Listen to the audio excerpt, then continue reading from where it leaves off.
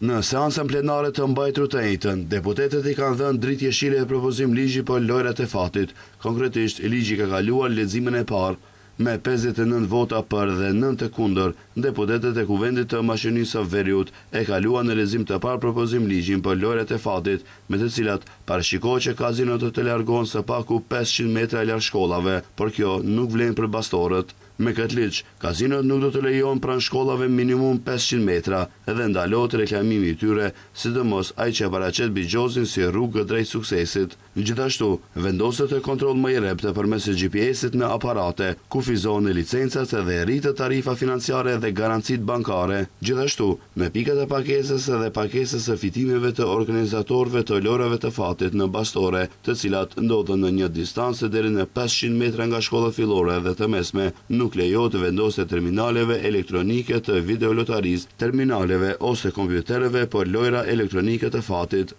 Sipas nenit 193, i cili thot se ky ligj hyn në fuqi ditën e 8 nga dita e publikimit të tij në Gazetën Zyrtare të Republikës së Maqedonisë së Veriut, ndërkaq neni 180 përcakton se organizatorët e lojrave të fatit janë të detyruar të harmonizojnë veprimtarinë e tyre me dispozitat e ligjit brenda 6 muajve nga dita e hyrjes në fuqi të këtij ligji. Nëse nuk e bëjnë këtë, Qeveria e Republikës së Maqedonisë së Veriut, me propozim të Ministrisë së Financave, do t'u heqë licencat me vendim.